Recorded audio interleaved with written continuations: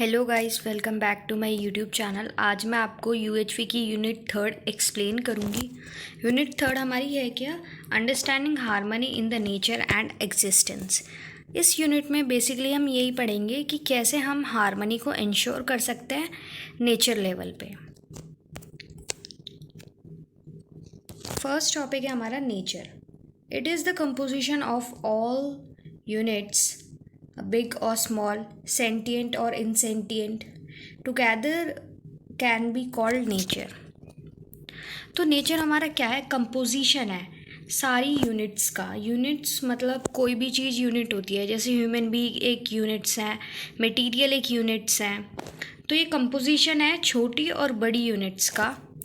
और sentient, sentient यहाँ पर इसका मतलब ये है लिविंग थिंग्स या फिर non living things, इनसेंटिएंट।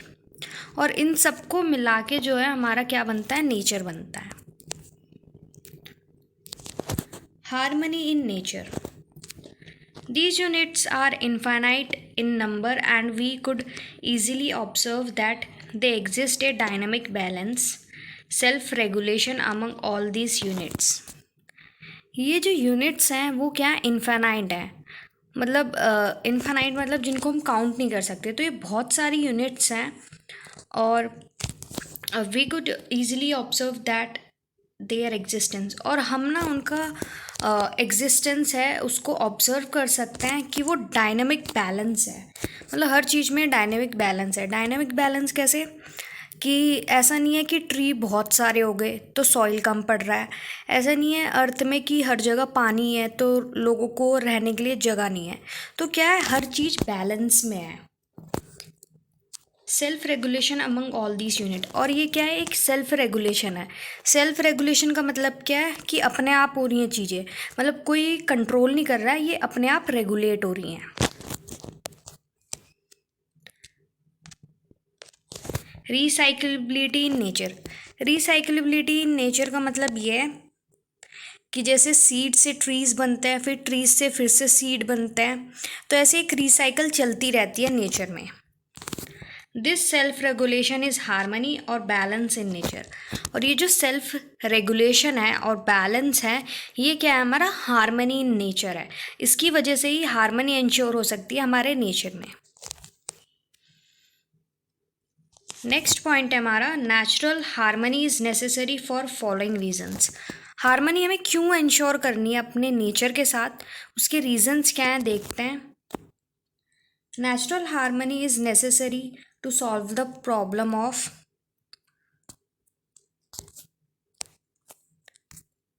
global warming and depletion of non-renewable resources can be avoided।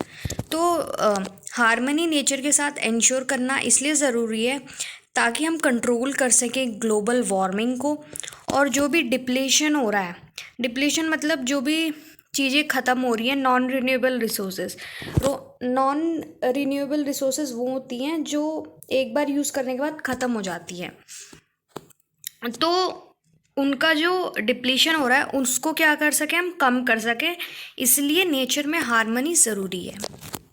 Natural harmony trees cure all problems like reduction of wind velocity, energy savings, development of an ecosystem to establish a forest garden, reduction of building heat। तो harmony इसलिए ज़रूरी है क्योंकि आजकल क्या हो रहा है, रिडक्शन ऑफ विंड, कहीं कहीं पर विंड का भी रिडक्शन हो रहा है, वेलोसिटी का भी रिडक्शन हो रहा है, एनर्जी सेविंग्स का भी रिडक्शन हो रहा है, और जो हमारा डेवलपमेंट है इकोसिस्टम का वो बहुत कम हो रहा है।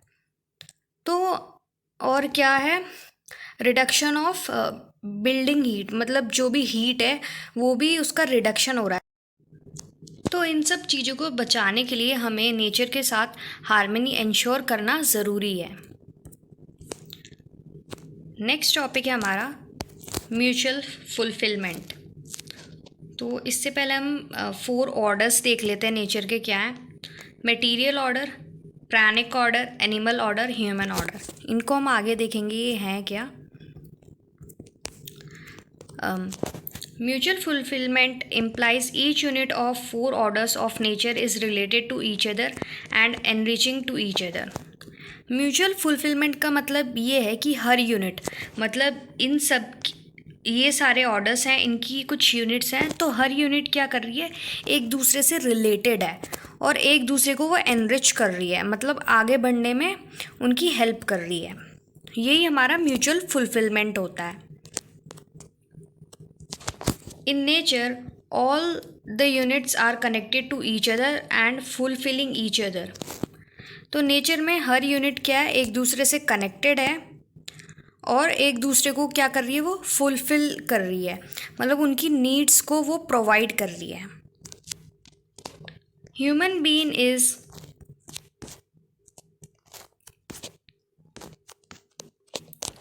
Related to all other human being. जो हमारे ह्यूमन बीइंग्स हैं वो क्या है, ऑल अदर जो दूसरे ह्यूमन बीइंग्स हैं उनसे क्या है, रिलेटेड है। On this basis we have feelings and emotion for everyone. अब हम एक दूसरे से रिलेटेड हैं तो इसी बेसिस पे क्या है, हमारे अंदर उनके लिए फीलिंग्स हैं और इमोशंस हैं। Human being is connected to all the material units in the existence and gets aware of it as they start exploring it. तो ह्यूमन बीइंग क्या है, मटेरियल यूनिट्स से कनेक्टेड है, जितनी भी मटेरियल यूनिट्स हैं उनसे क्या है, कनेक्टेड है, और वो ना उन सब के बारे में अवेयर हो जाते हैं जैसे ही वो उनको एक्सप्लोर करते रहते हैं। तो म्यूचुअल फुलफिलमेंट बेसिकली हमारा यही है कि हर यूनिट एक दूसरे से रिलेटेड है, रिलेट कर पाती हैं और एक दूसरे को एनरिच कर रही हैं, उनको नीड्स प्रोवाइड कर रही हैं और ऐसे ही एक साथ वो ग्रो हो रही हैं। नेक्स्ट टॉपिक है हमारा रिसाइक्लेबिलिटी।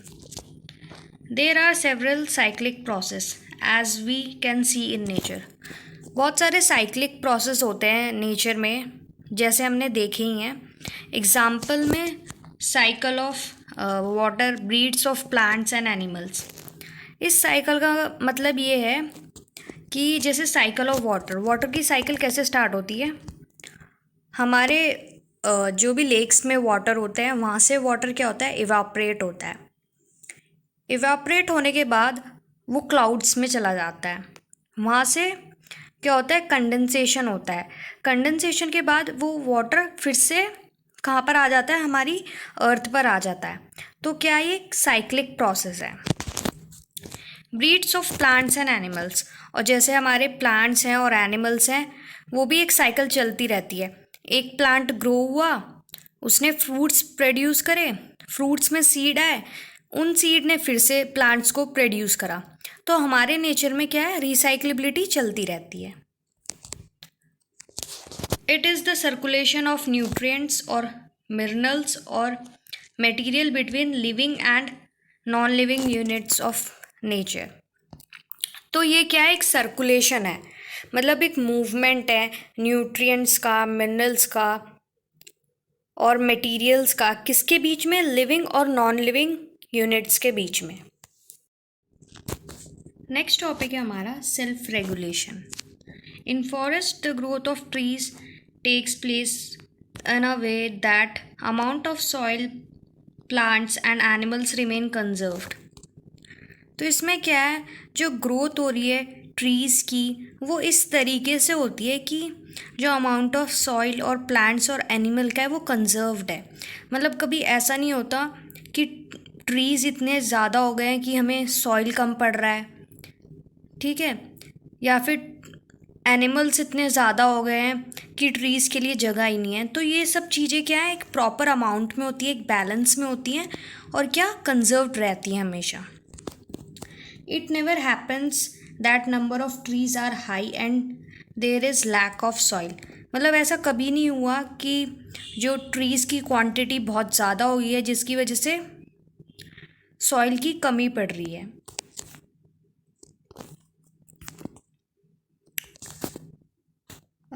The condition for growth of both plants and animals are self regulated. तो जो कंडीशन है किनकी ग्रोथ के लिए, प्लांट्स की ग्रोथ के लिए और एनिमल्स की ग्रोथ के लिए, वो क्या है, सेल्फ रेगुलेटेड है, मतलब वो अपने आप हो रही हैं।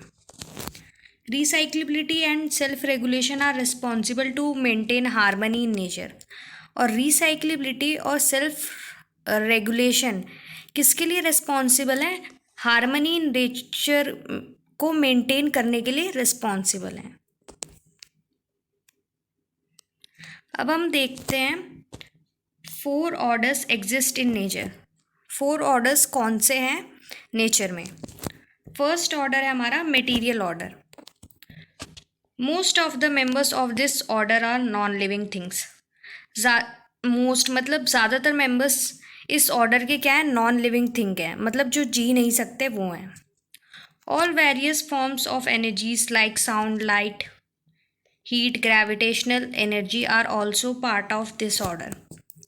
मतलब वेरियस फॉर्म्स ऑफ जो एनर्जीज़ हैं, जैसे साउंड हो गया, लाइट होगी, हीट होगी, ग्रेविटेशनल एनर्जी होगी, वो क्या है? इस ऑर्डर के पार्ट हैं।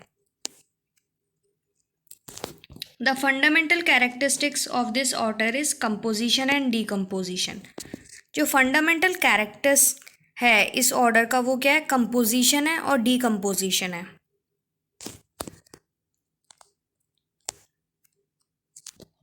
They can come together to compose bigger things and also bigger units can be transformed into smaller units। इसका मतलब क्या है? कंपोज और डिकम्पोज का मतलब यहाँ पर ये है कि प्लांट्स हैं, प्लांट्स की क्या है? पत्तियाँ झड़ रही हैं। अब उनकी पत्तियाँ झड़ रही हैं तो वो सॉइल में गिर रही हैं और सॉइल में क्या हो रही है? वो डिकम्पोज हो जा रही हैं, मतलब न्यूट्रिएंट्स में कन्वर्ट हो जा रही हैं। They can neither be created nor be destroy. तो ना तो इनको हम क्रिएट कर सकते और ना ही इनको डिस्ट्रॉय कर सकते। नेक्स्ट ऑर्डर है हमारा प्लांट और bio order. They compress from single cell organism like fungi, algae to water plants, herbs, shrubs and trees. तो ये कहाँ से क्रिएट हुई हैं? सिंगल सेल ऑर्गेनिज्म से, जैसे कि फंजाई जिसमें सिर्फ एक ही सेल है। उसके बाद क्या हुआ? एल्गी टू वाटर प्लांट्स, फिर एल्गी बनी वाटर प्लांट्स में, पानी में। फिर क्या हुआ? हमारे हर्ब्स बने। हर्ब्स मतलब होती हैं जड़ी बूटियाँ। फिर क्या बने? शर्ब्स बने। शर्ब्स का मतलब क्या होता है? झाड़ियाँ। फिर उसके बाद क्या हुआ? हमारा ट्रीज में वो कन्वर्ट हो गए। They can reproduce, accept nutrient from outside, digest and grow। ये क्या है? रिप्रोड्यूस हो सकते हैं, मतलब रिप्रोड्यूस का मतलब है कि क्रिएट हो सकते हैं। जैसे सीड से प्लांट्स बना, फिर प्लांट से फिर से फ्रूट आया, फिर से सीड बना, फिर से प्लांट्स बने। और ये क्या करते हैं? एक्सेप्ट करते हैं न्यूट्रिएंट्स को, जो भी उन्हें बाहर से मिलता है, उनको डाइजेस्ट करते हैं और ग्रो होते हैं।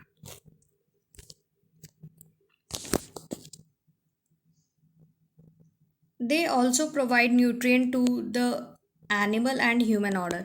और ये ना न्यूट्रिएंट ह्यूमन ऑर्डर और एनिमल ऑर्डर को भी ये क्या करते हैं? न्यूट्रिएंट्स प्रोवाइड करते हैं। Therefore the natural characteristic of this order is to nurture. तो इस ऑर्डर का नेचुरल कैरेक्टरिस्टिक क्या है? नर्चर का, मतलब फूड और न्यूट्रिएंट्स ये सब प्रोवाइड करने का। नेक्स्ट ऑर्डर है हमारा animal order. The members of this order are living things. जो इस ऑर्डर के मेंबर्स हैं वो क्या है? लिविंग थिंग्स हैं, मतलब वो चीज़ें हैं जो जी सकती हैं। They have greater degree of locomotion than plants. इनके अंदर क्या है? प्लांट से ज़्यादा ये लोकोमोशन कर सकते हैं, मतलब मूव कर सकते हैं। They have intellectual faculty. इसका मतलब क्या है? इनके अंदर एक कैरेक्टरिस्टिक्स होता है, मतलब इमोशंस, ये सब फीलिंग्स वाला कैरेक्टरिस्टिक्स होता है। They can fulfil their own needs. ये इस ऑर्डर के जो भी मतलब जो भी एनिमल्स हैं इस ऑर्डर में, वो क्या कर सकते हैं? अपनी नीड्स को फुलफिल कर सकते हैं, पूरा कर सकते हैं। नेक्स्ट ऑर्डर है हमारा human order. They are the most involve species of the 4 order. ये क्या है? मोस्ट इन्वॉल्व स्पीशीज़ है, मतलब ये ना हर ऑर्डर में बहुत ज़्यादा मिली हुई है। They are living beings and their nature characteristics are similar to the characteristics of plants and animals. और ये क्या है, लिविंग बीइंग्स हैं और इनका जो नेचुरल कैरेक्टरिस्टिक्स है वो क्या है, सिमिलर है प्लांट्स और एनिमल के जैसा। तो ये थे हमारे 4 ऑर्डर्स। अब हम देखते हैं कि हर ऑर्डर एक दूसरे से कैसे कनेक्टेड है। अब हम मटेरियल ऑर्डर और ह्यूमन ऑर्डर में देखते हैं। तो मटेरियल में क्या आ जाता है, एयर, वाटर, सॉइल और मिनरल्स, और ह्यूमन ऑर्डर में हम ह्यूमन बीइंग्स आ जाते हैं। तो हम मटेरियल ऑर्डर से क्या लेते हैं, एनर्जीज लेते हैं और न्यूट्रिएंट्स लेते हैं, लेकिन हम बदले में क्या प्रोवाइड कर रहे हैं उनको, वेस्ट और पॉल्यूशन। हम मतलब मटेरियल ऑर्डर को कुछ फ़ायदा नहीं दे रहे हैं, हम एक तरह से क्या दे रहे हैं, नुकसान ही दे रहे हैं। नेक्स्ट है हमारा प्लांट ऑर्डर और ह्यूमन ऑर्डर में कैसे कनेक्टेड है ये दोनों। तो हम प्लांट से क्या ले रहे हैं, फूड ले रहे हैं, फाइबर्स ले रहे हैं, फ्रूट्स ले रहे हैं, न्यूट्रिएंट्स ले रहे हैं, बहुत सारी चीज़ें ले रहे हैं, लेकिन हम उन्हें क्या प्रोवाइड कर रहे हैं, डिफॉरेस्ट्रेशन कर रहे हैं।